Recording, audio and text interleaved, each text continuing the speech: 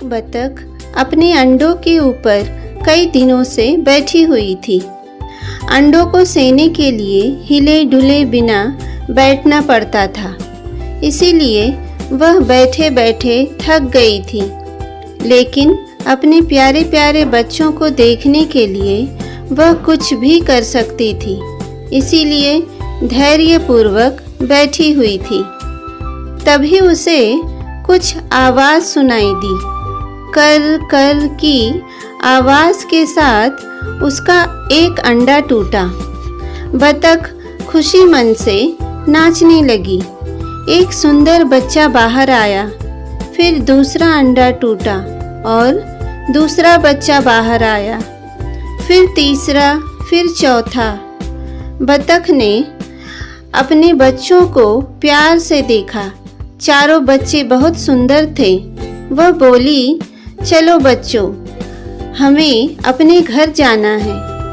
तभी उसने देखा कि एक अंडा अभी तक खुला ही नहीं है। यह अंडा उसके बाकी सब अंडों से अलग दिखाई देता था। थोड़ा बड़ा भी था आकार में। उसने मन में सोचा, यह मेरे बाकी अंडों जैसा तो नहीं दिखाई देता। तभी कर कर की आवाज़ के साथ वह आखिरी अंडा भी टूटा और उसमें से एक छोटे से बच्चे ने सिर बाहर निकाला। बतख खुश हो रही थी कि अभी एक और प्यारा बच्चा बाहर निकलेगा। लेकिन ये बच्चा जब बाहर निकला तो बतख थोड़ी सी निराश हो गई। यह बच्चा उसके बाकी बच्चों जैसा सफ़ेद और सुंदर नहीं था। देखने में भी यह थोड़ा बड़ा था। लेकिन बतख को इससे कोई फर्क नहीं पड़ता था। उसके मन में अपने पांचों बच्चों के लिए बराबर प्यार था।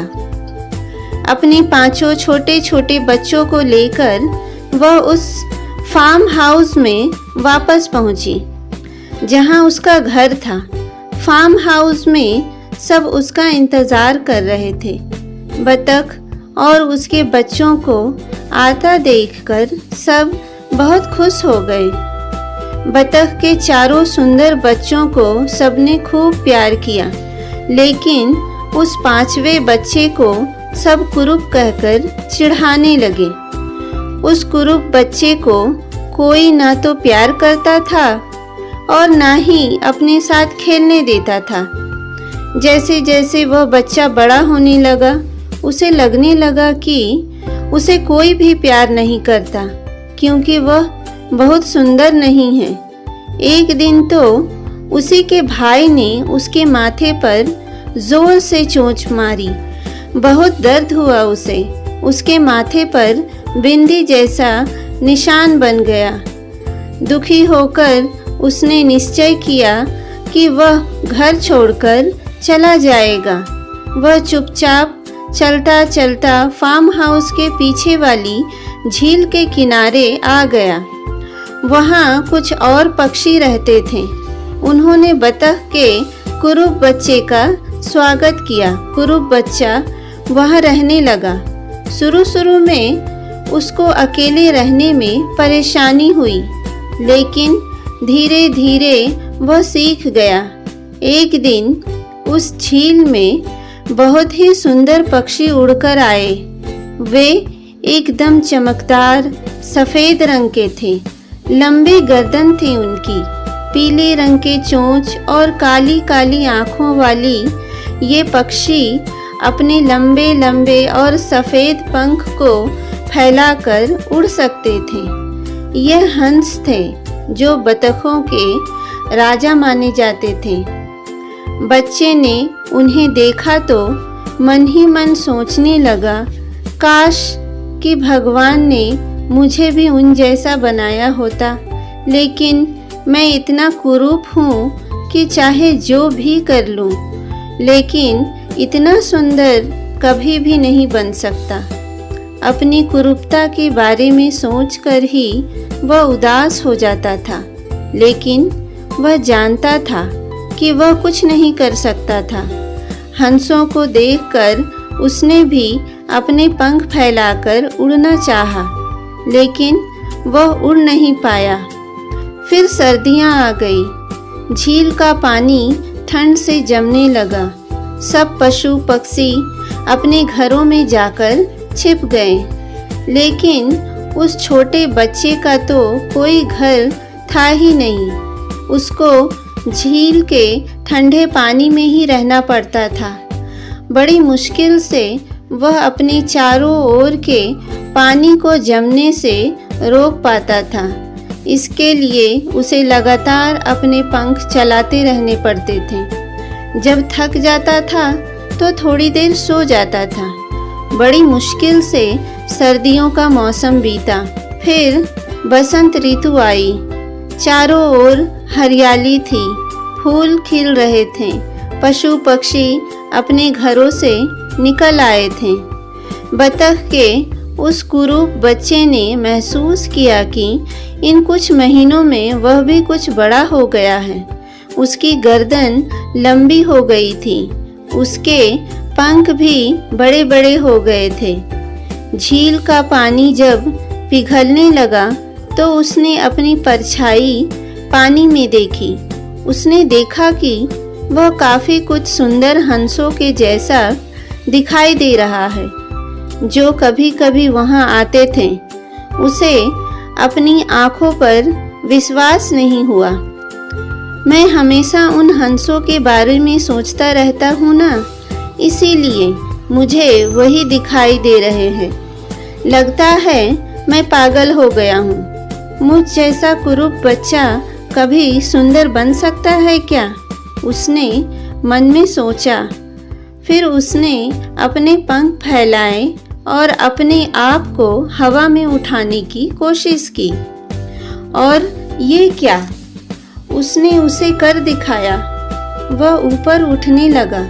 धीरे धीरे वह पेड़ों जितना ऊपर उठ गया। वह उड़ सकता था। उसकी खुशी का तो कोई ठिकाना ही नहीं था। उसका मन हुआ कि जाकर एक बार अपनी माँ और भाई बहनों को देख आए। मैं उन्हें दूर से देखकर ही वापस आ जाऊंगा, उसने मन ही मन यह सोचा। उड़कर वह फार्म हाउस के अंदर पहुंच गया। उसने देखा कि उसके भाई बहन भी बड़े हो गए थे। तभी उसके एक भाई ने उसे देख लिया। यह वही भाई था जिसने उसे अपनी चोंच मारी थी। वो चिल्लाया, यह देखो कितना सुंदर पक्षी है, लगता है यह कोई हंस है। उसके साथ सभी ने ऊपर की ओर देखा तो बस देखते ही रह गए। इतना सुंदर पक्षी उन्होंने पहले कभी नहीं देखा था। अपनी तारीफ सुनकर कुरूप बच्चे को विश्वास नहीं हुआ। वह हिम्मत करके नीचे उतरा। सबने उसे घेर लिया। सब उसे छू छू कर देख रहे थे। उन्होंने राजहंस के बारे में सुना जरूर था, लेकिन कभी देखा नहीं था। तभी उसके भाई ने उसके माथे पर चोट का वही निशान देखा। वह तुरंत समझ गया कि यह उनका खोया हुआ कुरूप भाई है। उसने सबको बताया, अरे ये तो अपना कुरूप भाई है, देखो ध्यान से देखो। सबकी आंखें खुली की खुली रह गई। वह कुरूप बच्चा इतना सुंदर बन जाएगा, उन्होंने कभी सोचा भी नहीं था। माँ बतख दौड़ कर आई और उसने अपने खोए हुए बच्चे को बहुत प्यार किया। उसे गर्व था कि वह एक सुंदर राजहंस की माँ है। दोस्तों, यह कहानी हमें यह सिखाती है कि हर व्यक्ति की अपनी अनूठी पहचान होती है, जो उसकी सच्ची शक्तियों और सामर्थ्य को प्रकट करती है। इसीलिए हमें किसी को उसके रूप या रंग के आधार पर जज नहीं करनी चाहिए, बल्कि उसके अंदर के गुणों और क्षमताओं को महत्व देना चाहिए। दोस्तों, उम्मीद है आज की कहानी आपको अच्छी लगी होगी। अगर आज की वीडियो आपको अच्छी लगी है तो इस वीडियो को एक प्यारा सा लाइक करें और आगे शेयर ज़रूर करें और नई नई वीडियो की नोटिफिकेशन के लिए इस चैनल को सब्सक्राइब ज़रूर करें। तो मेरे इस चैनल पे बने रहिए। तब तक के लिए धन्यवाद।